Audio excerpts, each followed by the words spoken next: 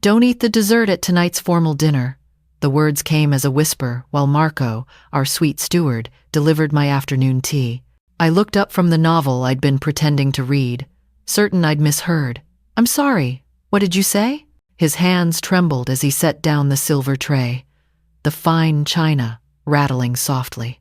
He glanced toward the door of my stateroom, then back at me with eyes that held something I'd seen too many times during my 30 years as an emergency room nurse. Raw, genuine fear. "The chocolate soufflé at tonight's gala dinner, ma'am. Please, you cannot eat it." His Filipino accent thickened with urgency. "I'm begging you. Your life depends on this." I was on day 3 of a 10-day Caribbean cruise aboard the Crown of the Seas, supposedly celebrating life and healing. 5 years had passed since my husband David's death from pancreatic cancer, and my daughter Jessica had insisted this trip would help me finally move forward. "Mom, you've been stuck for too long," she'd said, those concerned eyes that looked so much like her father's searching my face. "Let's do something special together. You, me, and Brad. A real family vacation." The irony wasn't lost on me now, sitting in this luxury suite while a stranger warned me about dessert. "Marco, I don't understand." I kept my voice steady, years of emergency room training kicking in. "Why would you say something like that?" He pulled out his phone with fingers that couldn't quite stay still, unlocked it, and showed me a video. The footage was grainy, shot from inside what looked like a storage closet, but the audio was crystal clear.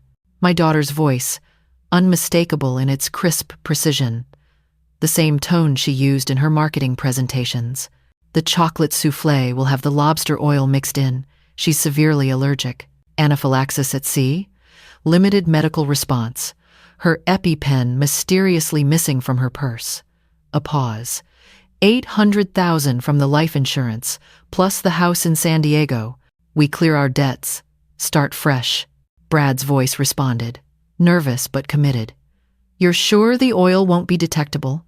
That the doctor will rule it accidental?" "I've researched this for months, Brad. Cruise ship investigations are minimal. Tourist death at sea? They'll accept allergic reaction, especially with her medical history documented." I watched the video once, twice, 3 times. Each viewing made my hands steadier, my mind clearer. In the ER, we called it critical incident mode. When everything falls apart, you don't panic. You assess, prioritize, act. "When did you record this?" My voice came out calm, almost detached. "Yesterday morning. I was restocking the linen closet on deck 9. Their suite is next door.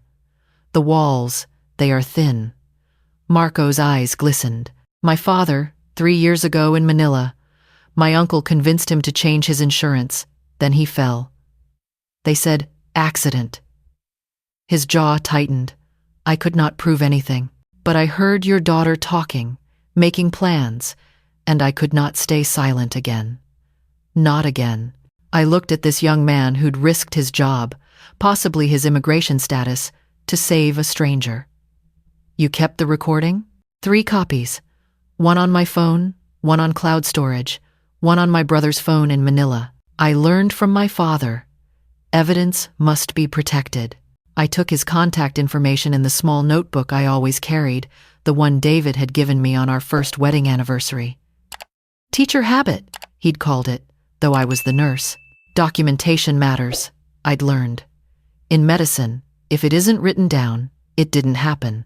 After Marco left, I sat in my stateroom while the ship's gentle rocking continued its rhythm. Outside my window, the Caribbean stretched endless and blue, deceptively peaceful. Inside, my world had fractured into something I didn't recognize. My daughter. My Jessica.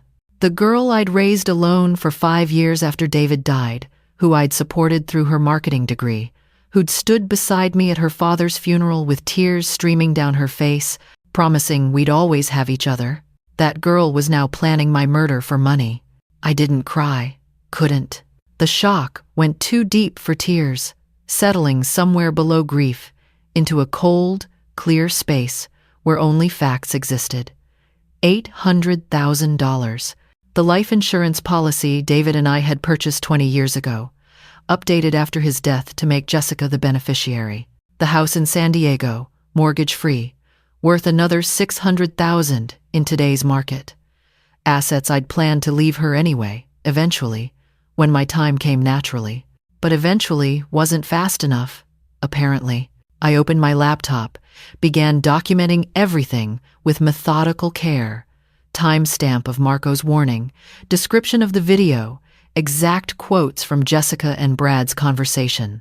30 years of medical charting had taught me precision.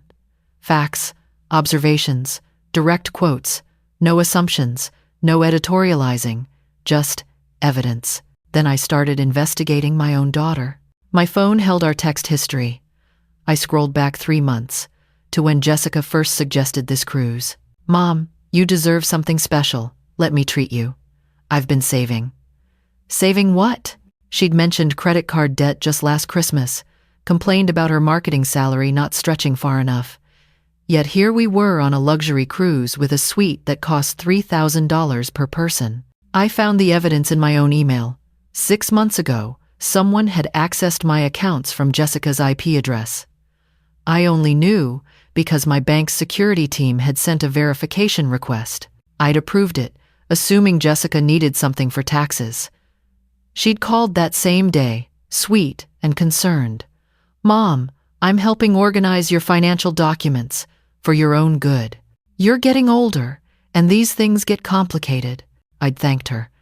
Actually thanked her for stealing my information. The ship's daily newsletter sat on my desk, listing tonight's formal gala dinner. Menu included butter, lettuce salad, beef Wellington, and chocolate soufflé with raspberry coulis. No mention of lobster oil, but then there wouldn't be. Not in the official menu. Just a special request to the kitchen, probably. An accommodation for someone's preference. Easy to arrange, impossible to trace afterward. I had 8 hours until dinner. The Crown of the Seas had excellent internet. Expensive, but reliable. I used it to call my attorney back in San Diego. Richard Bloom had handled David's estate. Knew my situation completely. "Margaret, how's the cruise?" His friendly voice carried through the connection.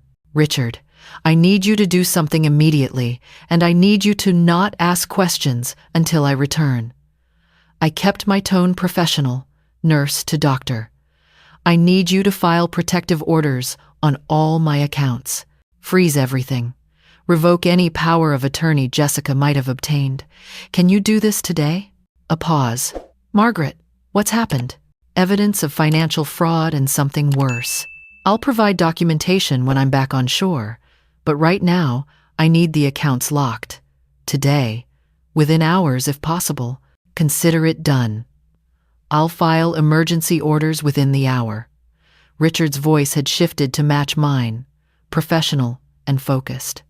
"Anything else?" "Change my life insurance beneficiary. Emergency revision. Make it the David Chen Memorial Nursing Scholarship instead of Jessica. Document that I'm of sound mind. Record this call if you need to. I'm making this decision clearly and with full understanding." Recorded and witnessed. "I'll have the paperwork ready when you dock." He paused. "Margaret, are you safe right now?" "For the next 8 hours, yes.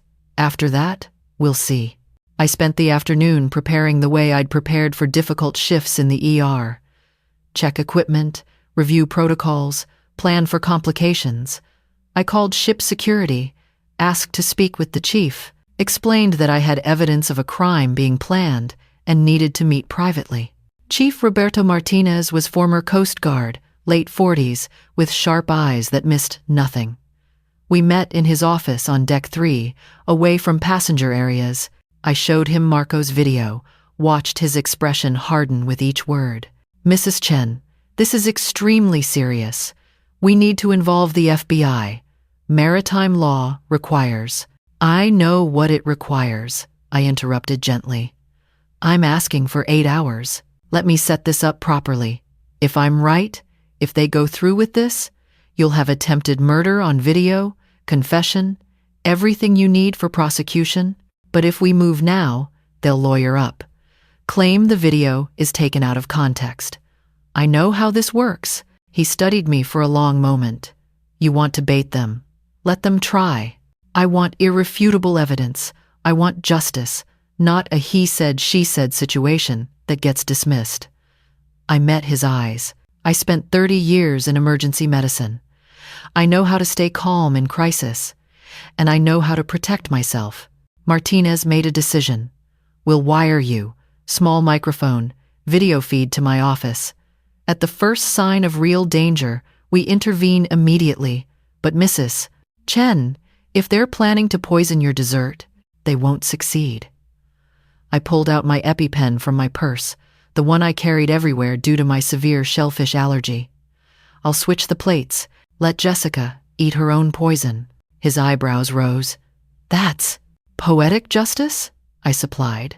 Perhaps, but it's also practical. She eats the dessert she prepared for me, has the allergic reaction she planned for me, and in her panic to get medical help, she'll confess everything. I leaned forward. I know my daughter. She's ruthless in business, but she's not strong in crisis. The moment she thinks she's dying, she'll break. The formal gala dinner was in the ship's main dining room, a cathedral of crystal chandeliers and white linen. I dressed carefully in the navy silk dress David had always loved, pearls at my throat, hair styled elegantly. If this was going to be a performance, I'd look the part. Jessica and Brad were already seated when I arrived. My daughter looked stunning in red, her marketing perfect smile bright and welcoming. Brad stood to pull out my chair, playing the attentive son-in-law. Mom, you look beautiful. Jessica kissed my cheek, and I fought the urge to pull away. This woman had held me at my husband's funeral, had whispered that we'd get through it together. Now she was planning to profit from my death. Thank you, sweetheart. You both look wonderful. I settled into my seat, hyper-aware of the small microphone hidden in my necklace. In his office, 2 decks below, Chief Martinez was watching everything. Dinner progressed through courses. Salad, soup, main course. Jessica maintained bright conversation about the cruise activities, tomorrow's port stop in Grand Cayman, the excursions she'd booked for us. Brad drank too much wine, growing progressively more nervous as dessert approached. The chocolate soufflés arrived on silver platters, presented with theatrical flair by our waiter. Steam rose from the perfectly formed desserts, raspberry coulis artfully drizzled around the edges. They looked identical, almost identical. I'd spent the afternoon learning everything about table service, about how formal dinners were choreographed. The waiter served from the left, removed from the right. Positions were predetermined. Plated dishes arranged in specific order on the service tray. My dessert would come from the left side of the tray. I knew which one was poisoned. Oh, Jessica, would you look at that? I gestured toward the window with false excitement. Is that a dolphin? She turned, Brad turned, both craning to see the ocean in darkness. In that moment, I switched our plates with practiced efficiency. 30 years of quick movements in the ER made it seamless. Her poisoned dessert now sat before her, mine before me. I don't see anything, Mom. Jessica turned back, picked up her spoon. My mistake. Maybe it was just the waves. I watched her carefully. The dessert looks amazing. You first, honey. You know how much you love chocolate. She hesitated, just for a second. Almost imperceptible, but I caught it. The moment of doubt before she committed to her own plan. Then she smiled, took a bite. Delicious, she said. Then another bite. I pretended to eat mine, moving it around the plate artistically. Brad wasn't eating his either, I noticed. Too nervous, too aware of what was supposed to happen. 3 minutes later, Jessica's face changed. Her hand went to her throat. Mom, I feel strange. Her voice had shifted, tightness creeping in. My throat is... She couldn't finish. Her airway was closing, classic anaphylactic response. Lips swelling, breathing becoming labored, panic flooding her eyes. Someone help! Brad's shout cut through the dining room's elegant atmosphere. She can't breathe. She's allergic to shellfish. I stood calmly, reached into my purse, pulled out my EpiPen. The room watched as I held it up. "Jessica needs this," I said clearly, voice carrying through the sudden silence. "But first, I need to know something." I looked directly at her, watched recognition dawn in her terrified eyes. "Did you put lobster oil in my dessert? Did you plan for this to happen to me?" Her eyes widened. She couldn't speak, but her expression said everything. "Mrs. Chen, please!" Brad grabbed for the EpiPen. "She's dying!" Chief Martinez appeared then, flanked by 2 security officers. "Mr. Peterson, step back." He looked at me. "Mrs. Chen, we need the confession on record." Jessica tried to speak, couldn't manage words. I knelt beside her, held the EpiPen where she could see it. "Nod if you planned to kill me for the insurance money. Nod if you put lobster oil in what you thought was my dessert." She nodded frantically, tears streaming. "Terror absolute," she nodded. I administered the EpiPen then, watching the medication take effect. Her breathing eased slightly, enough to speak. "I'm sorry," she gasped. "I'm so sorry. Brad's gambling debts. We were desperate. I'm sorry, Mom. Please." "You're under arrest," Chief Martinez said quietly. "Both of you." The medical team arrived, took Jessica to the ship's hospital. Brad tried to run, was tackled by security in the corridor outside. I sat back down at my table, looked at my untouched dessert, and finally allowed myself to feel something. Not grief. Not yet. That would come later. Right now, I felt something colder and more certain. Justice had a weight to it, a solidity I could recognize. The ship's doctor confirmed later that evening that the chocolate soufflé contained concentrated lobster oil, enough to trigger severe anaphylaxis in anyone with shellfish allergies. Jessica would survive, but barely. The FBI boarded at our next port, St. Thomas, and took custody of both her and Brad. The investigation revealed everything. Brad's gambling debts totaled $200,000 across online poker, sports betting, and casino markers. Collection agencies were threatening legal action, wage garnishment. Worse, Jessica had spent 6 months researching undetectable methods of killing me, settling on the food allergy approach after learning that maritime deaths were investigated less rigorously than those on land. They'd forged a power of attorney, giving themselves access to my accounts. They'd attempted to transfer funds in small amounts, testing the system. They'd created a false medical history showing early dementia, building a paper trail to explain any confusion I might express later about my finances. The trial took place 4 months later in federal court. Maritime jurisdiction meant serious charges: attempted murder, conspiracy to commit fraud, elder abuse, forgery. The evidence was overwhelming. Marco's video, ship security footage, the forensic analysis of the dessert, my attorney's documentation of the fraudulent accounts access, Jessica's confession on recording. Jessica's lawyer tried to argue diminished capacity due to stress, financial pressure. The jury deliberated 90 minutes, guilty on all counts. The judge's sentencing was more severe than I'd expected.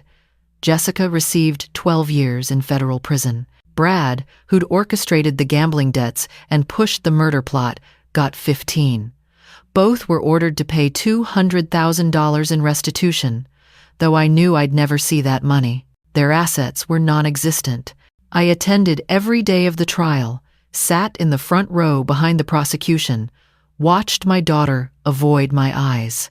The day of sentencing, I requested permission to make a victim impact statement. I stood before the court, looked at Jessica directly for the first time since the cruise. "You are my daughter. I carried you for 9 months, raised you for 38 years, loved you through everything. When your father died, you held my hand and promised we'd face the future together." My voice stayed steady, clear. "You chose to destroy that future for money you would have inherited eventually anyway. You didn't just try to kill me. You killed the relationship we had, the trust that can never be rebuilt. I don't hate you. I pity you. Because you traded everything real for temporary financial relief, and now you have neither the money nor the love you destroyed to get it." I sat down, Jessica was crying, but I felt nothing but hollow certainty. Some things, once broken, can't be repaired.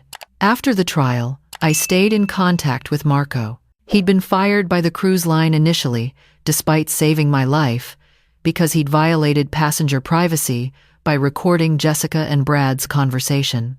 I hired a lawyer who got him reinstated with back pay and a formal commendation. He was promoted to supervisor within 6 months. We became unlikely friends, this young man from Manila and I. He visited San Diego the following year, met my friends, saw the nursing scholarship I'd established in David's name, using the money I'd planned to leave Jessica. "Your father would be proud of you," he told me over coffee one afternoon. "Not because you punished your daughter, but because you turned something terrible into something good." "Your father would be proud of you too," I replied. "You saved a life. You got justice he never received." The David Chen Memorial Nursing Scholarship has funded 12 students so far. I volunteer at the local community college, teaching emergency response skills to first-year nursing students. I share my story, though I change the details, focus on the lessons, trust but verify, document everything. Knowledge protects, justice, though slow, arrives for those patient enough to pursue it properly. On the 5-year anniversary of David's death, the date Jessica had chosen for our cruise, I returned to the San Diego harbor, stand at the edge, watch the ships come and go, think about the life I've rebuilt from betrayal. I'm 72 now. My daughter has 7 more years before she's eligible for parole. She writes letters occasionally, apologizing, begging forgiveness, claiming she's changed. I don't respond. Not out of cruelty, but clarity. Some relationships don't survive their breaking point. And that's not tragic. That's just truth. I live well, volunteer often, stay connected to Marco and his growing family in Manila. I travel, but never on cruises. I've learned to make peace with difficult choices, with the fact that loving someone doesn't mean accepting their worst actions. At night, I sleep soundly, knowing I chose justice over easy forgiveness, evidence over emotion, consequences over convenience. David would have understood. He always said I had a spine of surgical steel beneath the compassionate exterior. "You're a healer," he'd told me once. "But you're also a protector. You know when to save and when to let natural consequences teach the lessons that matter." Justice taught its lesson. My daughter learned it the hard way, and I learned that survival sometimes means accepting that the people you love most can become strangers you no longer recognize. But I also learned that strangers, like Marco, can become the heroes who save you when family fails. That knowledge, difficult as it is, has set me free.